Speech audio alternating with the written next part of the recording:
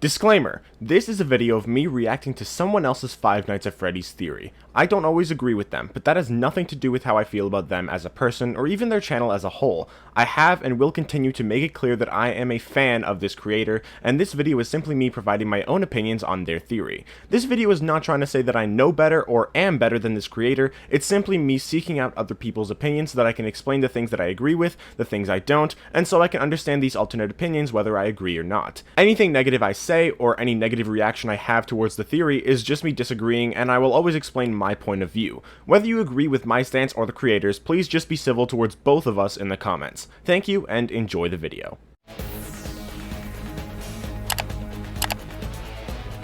But now we're done with MatPat, unfortunately. We've said our goodbyes, I guess.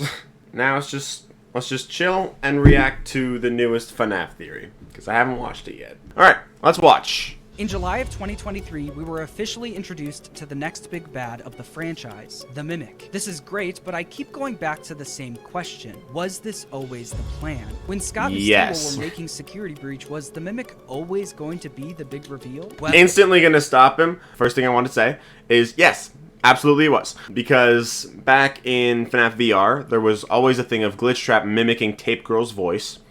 And there was also that Endoskeleton image that you could find by putting certain numbers and letters that were out of place in the source code. You put into the URL on Scott Games, and then what will pop up was an image of an Endoskeleton, and the letters and numbers that would bring you there was 0RGN, basically origin. And considering this was for FNAF VR, that basically tells us that this Endoskeleton is the origin for something, and given what the whole game is about, clearly that means it's the origin for Glitch Trap, meaning it was planned all the way back from FNAF VR. Not to mention, Tales from the Pizzaplex was being written all the way back in like 2019, which was the same year that FNAF VR came out, meaning that the Mimic was always planned back then, so. Well, after diving back into Security Breach, I think that answer is yes. This theory has been months in the making, and I can't wait to share it with you. Let's get started. During my research, I found that the Tales from the Pizzaplex books were really trying to point us in the right direction. Basically, some of the events that take place in the books also happen in the games, but they aren't completely the same. And the first of these events revolves around how the Mimic got to the Pizzaplex. In the books, they make it very clear that the Mimic wasn't always at the Pizzaplex, it was shipped to the Pizzaplex. In the books, before the Pizzaplex was done being built, there was a construction crew working on the FNAF 6 pizzeria under the Pizzaplex. Suddenly, a big shipment arrived out of nowhere, and this shipment included a bunch of, quote, state-of-the-art animatronics and the Mimic. The Mimic stuck out from the rest of the animatronics because it was old and burnt. Meanwhile, the other animatronics in the shipment looked brand new. The construction workers were told that the delivery that was probably the Glamrocks, though. I don't know why you're showing those other ones.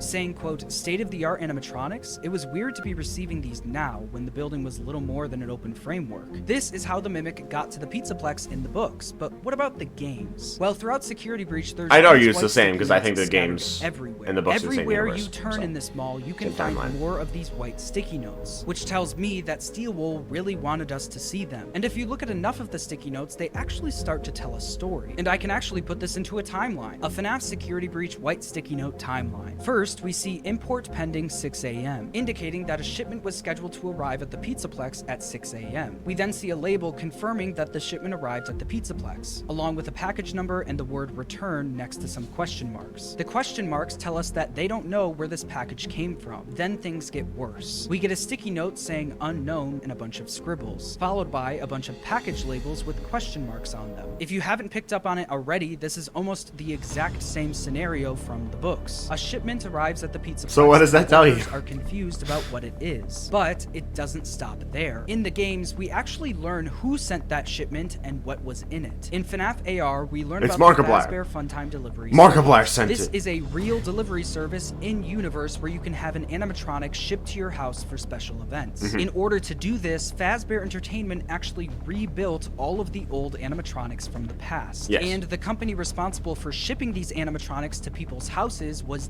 DLZ Shipping Solutions. We see Jimmy from the shipping company talking to Fazbear Entertainment in the FNAF. Yes, I remember he discussed this in one of his other theories. I think it was the modern timeline. Their system, but I think. He never responds. Later on in the emails, I could be someone wrong. finally does respond, and it's Vanessa. Vanessa created a fake email address and proceeded to take over for Jimmy and gain access to DLZ Shipping Solutions. Lewis from Fazbear Entertainment calls her out for this. Quote, I didn't want to put this Or in Luis writing, from but Resident over the Evil. weekend, did you happen to create an IT department email address for yourself and use company credentials to reach out to a subcontractor and access their system? With Vanessa now in control of the shipping company, she sends a shipment to the Pizzaplex. This shipment is the one we see on the white sticky notes. I know this because grouped with all of the shipping sticky notes is one that says Remember Jimmy, referring to Jimmy from DLZ Shipping Solutions. So we know Vanessa sent this unknown shipment to the Pizzaplex, but what was in it? Well, I believe it was all of the FNAF AR animatronics and the Mimic. Just like how in the books, it was a bunch of state-of-the-art I guess it could be those, yeah. and the Mimic. Need more proof? In Rockstar Row and Security Breach, you can find a bunch of things on display, including this empty stage from FNAF VR. Instead of just closing the curtain, they left it open to show that the stage is empty. This tells me that Freddy, Bonnie, and Chica were once on that stage. We know it couldn't have been the OG Freddy, Bonnie, and Chica because they're long gone at this point. We literally see Foxy's rusted torso in a display case. It had to have been the rebuilt versions of the animatronics for the Funtime delivery service. I think this because if you look in front of the stage, you can see the shipping label with the question marks on it. The FNAF AR animatronics that were shipped to the Pizzaplex were once on that stage, and now I believe reside in the Blob. This is why we see a bunch of animatronics in the Blob. I think I agree with that. Exist. That makes sense. These are the rebuilt versions of them for the Funtime delivery service. So we know that this shipment to the Pizzaplex included all of the FNAF AR. There's also, it's also worth noting that there's actually 3 different Bonnie left arms in there,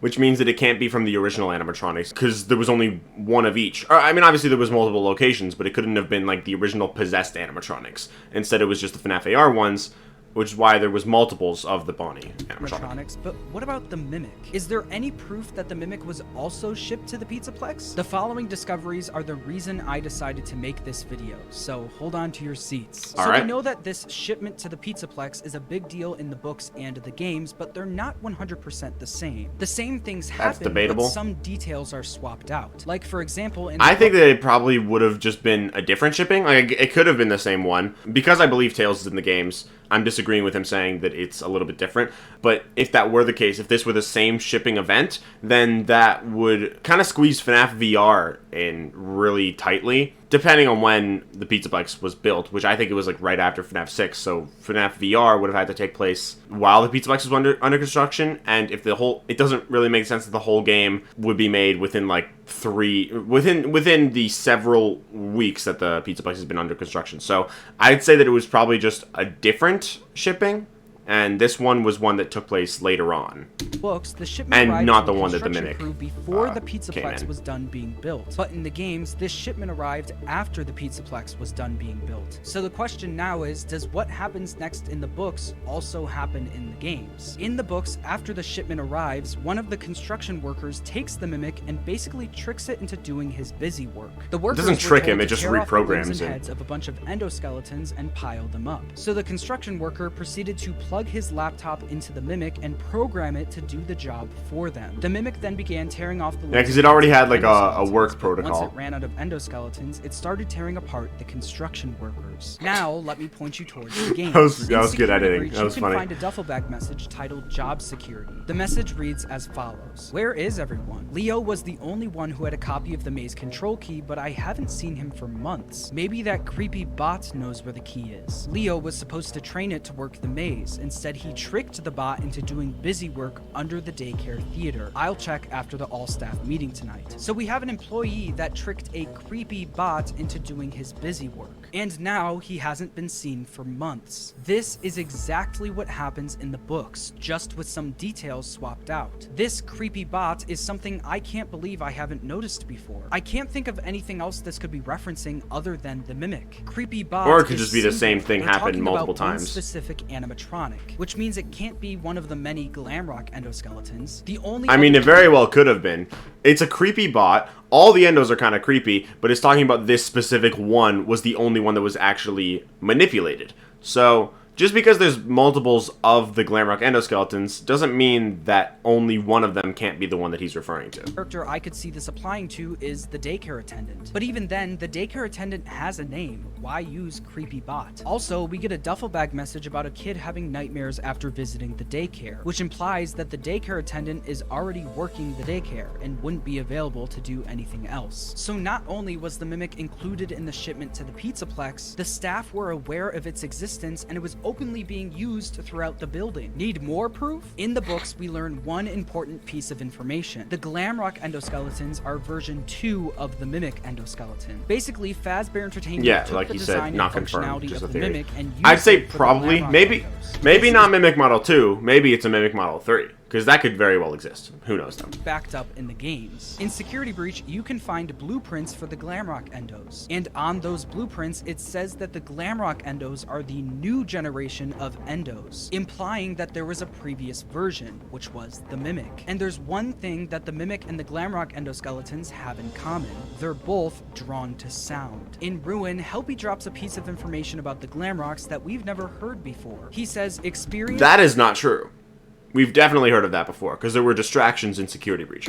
Employees use intercom recordings to direct animatronic performers to specific locations, you know, for autographs and photo ops. A key game mechanic in Ruin is using sound to lure the Glamrocks away from us. This feature directly came from the Mimic. In the books, it's established that the It also just happens with Springtrap too. Is by using sound. And among the sticky notes about the... I don't disagree though that the Glamrocks are Mimic models. The Mimic has a Mimic Model 2 head because his original one was replaced, and the Mimic Model 2 head doesn't match the Glamrock one, so it's probably like more of a Mimic Model 3 that was created afterwards. But yeah, I think that the Glamrocks are sort of Mimic models, but the fact that they're drawn to sound doesn't really mean that much, considering that the Springlock suits were also drawn to sound. So to the Pizzaplex, there's one that says it is drawn to sound, just like the creepy bot description from earlier. That's also that's also a quote that's not specifically for the Mimic. That's actually from FNAF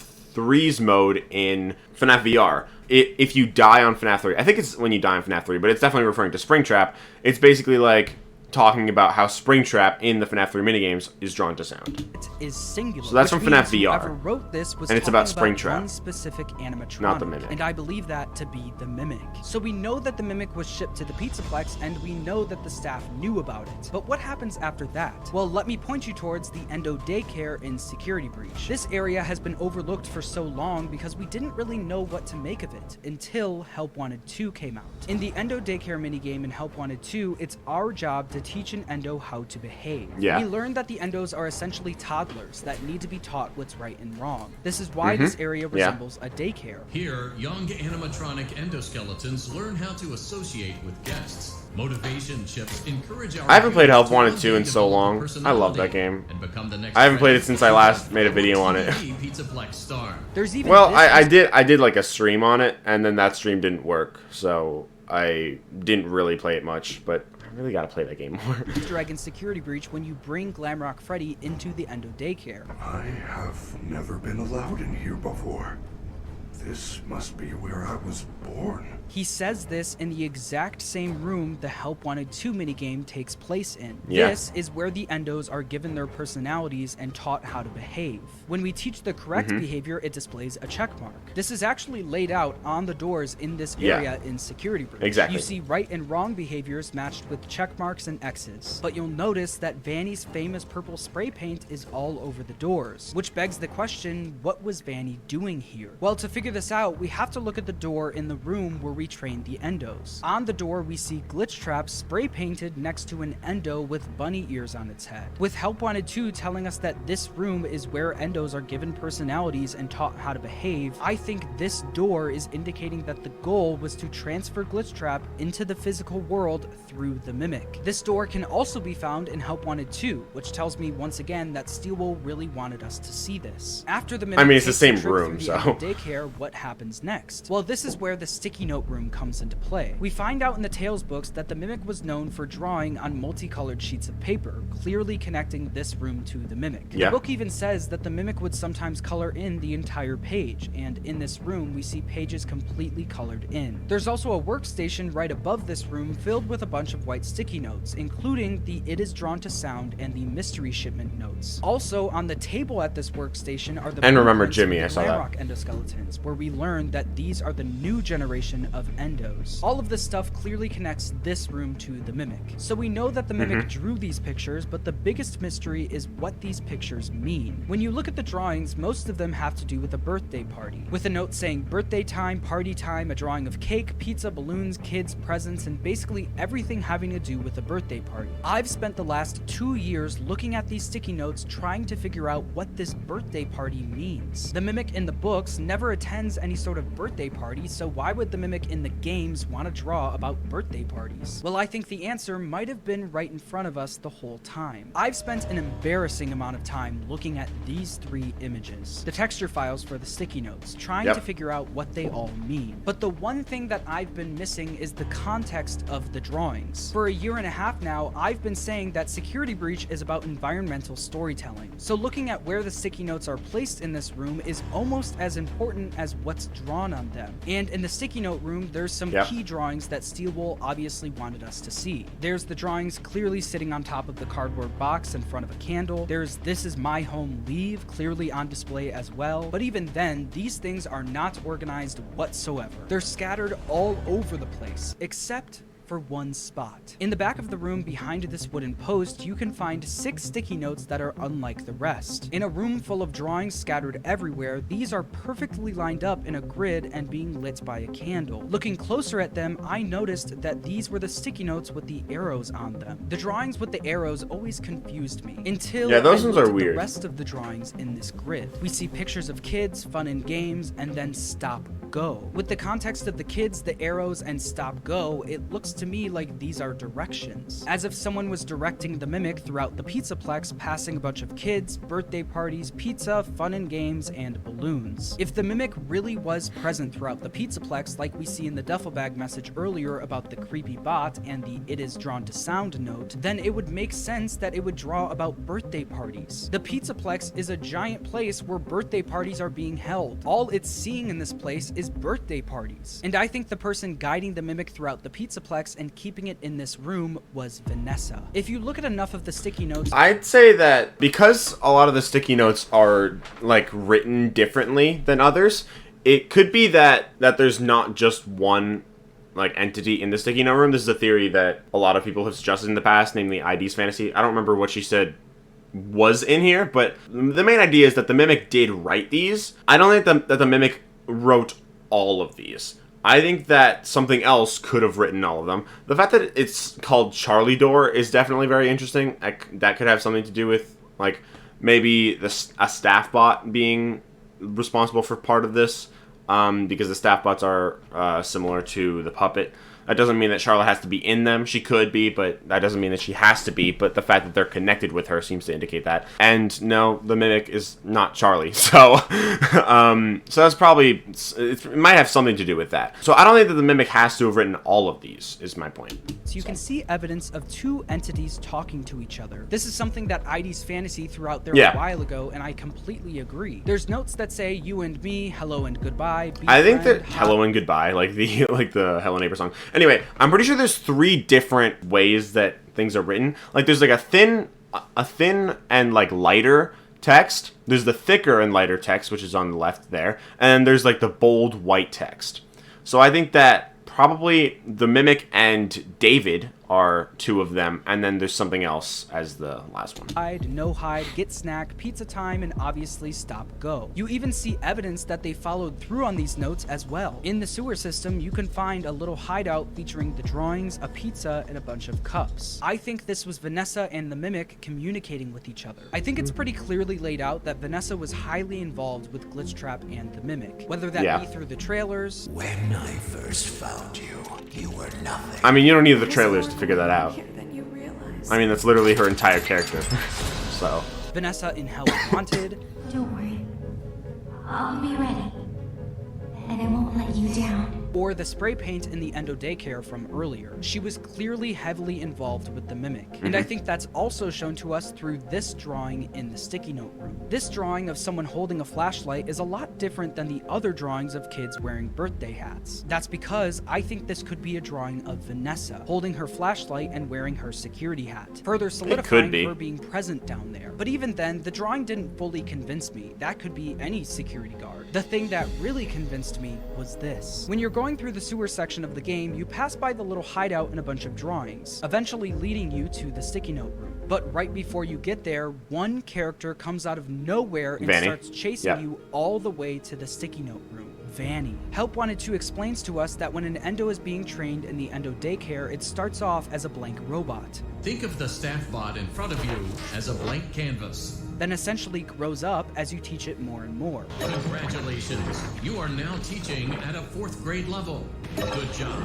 You are now teaching at a junior high level. This is exactly what we see with the different phases of the drawings. What once started as a robot talking in binaries slowly started growing up and becoming more intelligent, with the drawings and handwriting becoming better and better. Vanny was training the mimic to be a robotic recreation of William Afton. This is why we see a robotic recreation of the Afton family. Vanessa was showing the mimic that this was its family and that this was its home. But as the mimic started growing up, it started becoming more aware. It started wanting things for itself and getting possessive over what it had, eventually leading it to kick out anyone who stepped foot in its home. I believe that Burn Trap is the result of Glitchtrap's plan working, entering the physical world through the mimic. But there's two people. The thing is, though, that that Glitchtrap is the mimic. Glitchtrap came from the Mimic 1 program, meaning that Glitchtrap learned how to be William Afton from FNAF VR, the game. It formed itself into William Afton. So there's no reason that the physical mimic Endoskeleton would need to learn how to be William Afton, because if the mimic were to be Burn Trap, like his Endoskeleton, then he doesn't need to learn how to be Afton because Glitchtrap is in Burn Trap regardless, which we know considering he has purple eyes and he has control over the animatronics that Glitchtrap has control over. So I don't think the mimic has to be learning how to be William Afton in the sticky note room. I think that the sticky note room is probably something else. And like I said, I think it's more than one character and probably from 2 different times, I guess. People who stopped that from happening, Gregory and Cassie's dad. In Ruin, we learned that the Burn Trap ending is not the canon ending to Security Breach. The canon ending is the Princess Quest ending, where Gregory destroys Glitchtrap and frees Vanessa. We also learned that after Gregory freed Vanessa, they likely caught the mimic and trapped it in the basement, like we hear in the Candy Cadet's story. There was a monster in the woods, but the mother caught it and kept it locked in the basement. But as we learn in Help Wanted 2, Gregory didn't destroy all of Glitchtrap. A piece of him still remained, and Cassie's dad was the one who destroyed that piece in Princess Quest 4. This is why when we finally meet the mimic in Ruin, there's no trace of Glitchtrap or William Afton left. Gregory and Cassie's dad destroyed it all, leaving the plain old mimic left to be found by... Yeah, so if the mimic was not like pretending to be Afton anymore, or not trying to be Afton anymore in Ruin, that means that he couldn't have learned how to be Afton in the sticky note room, because that wouldn't have been the cause of Glitchtrap. That would have just been him himself. And if Glitchtrap is destroyed and the mimic itself remains, then what the mimic had already learned by that point, like what he still had, like basically his memories on how to lure people in, how to hide in costumes, all that stuff that he had before ever becoming Glitchtrap. So he would still have his memories of becoming William Afton if that was what happened. But considering he's not doing anything that has anything to do with Afton at this point, means that he couldn't have learned how to become Afton before. Cassie in the basement. We learn in During Security Breach that Vanessa was sent to the Pizzaplex for a reason. I'm needed somewhere else now. Thank you. And I believe that reason was to help Glitchtrap enter the physical world through the mimic. After shipping the mimic to the Pizzaplex, Vanessa uses the Endo daycare but Glitchtrap is the the mimic into this robotic recreation of William Afton. She keeps the mimic in the sticky note room, telling it that this was its family and that this was its home. But after Gregory frees Vanessa and destroys most of Glitchtrap, they lock the mimic in the basement, where it eventually will trick Cassie into setting it free. If you enjoyed this video, make sure to subscribe. I did. Thanks for watching. I didn't agree with it, but I enjoyed it. And I could definitely see where he's coming from with his points. I just think that there's a little bit of flaws in there. But I can definitely understand the points, and I think it's a well-made theory. I just don't fully agree with it. And it works a little bit better if Tails is not in the games, but as I've said over and over again, I gotta stop bringing this up, but like, it's kind of important for these kinds of like reactions. But like I said, I do think that the Tales from the Pizzaplex books are in the games, and I know I'm getting grilled for it in the comments of this video right now, because I'm streaming this, obviously, but I'm turning this into a video later on. So in the comments of this video, I'll definitely be grilled for thinking Tales is in the games still, but I did. So, yeah. Regardless, I hope you guys enjoyed this stream and this video, to those of you who are watching it as a video. But I think that is where I'm going to leave it off. I hope you guys enjoyed. If you did, leave a like and subscribe if you want to. And I'll see you all in the next, next video or next stream. Bye.